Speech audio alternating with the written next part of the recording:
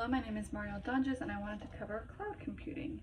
So what is cloud computing and why would you use it? It's essentially like all the hardware that you would have on a physical memory or computing power on a physical PC or things like that.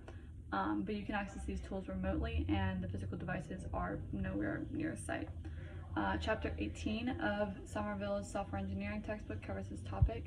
So why use it? It lowers the upfront cost and you don't have to pay for setup or anything. You don't have to pay for the cooling for the servers or anything like that.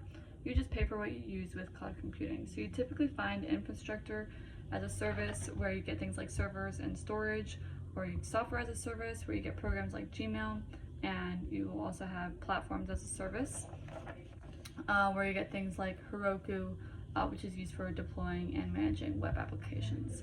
So if we analyze cloud computing, we'll see that while it's great to improve widespread eligibility and accessibility and reduce costs and improve scalability, it's not all perfect. Since you are paying for servers far away, that means that you're not directly in contact with them in the building or something, so there can be some latency, especially when you get to very far distances.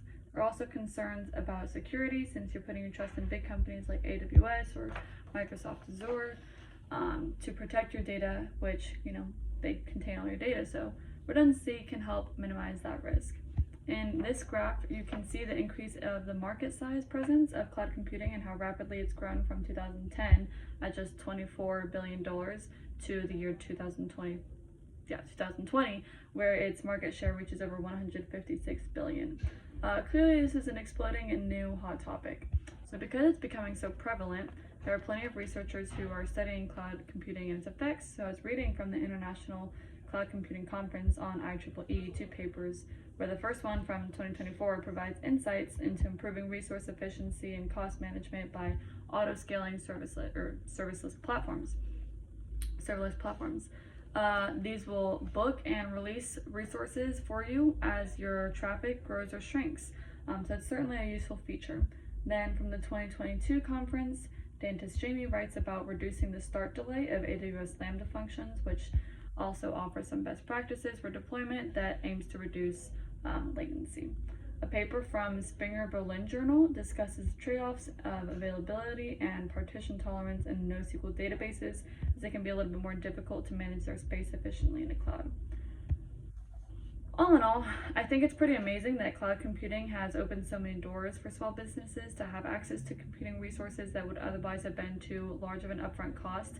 And I feel like while it's great for these smaller companies or individuals, larger companies should maybe stick to more of a hybrid model where there are still some servers on premises, which can help protect extra sensitive data while still reducing the overall computing cost. I know that cloud computing may seem like something that only hackers in Silicon Valley do, or just like these mega computer science people know how to use, but interestingly enough, there's a little interesting fact section. The average person interacts with cloud services 36 times a day, and that's through the usage of social media or sending emails and home technology or stuff like that. 94% of enterprises are already using cloud services, and more than 60% of the world's data today is stored on the cloud.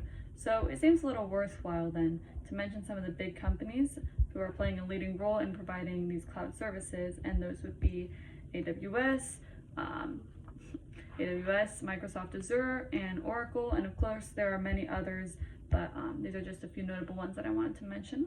And that concludes my little presentation about cloud computing, so I hope you learned something.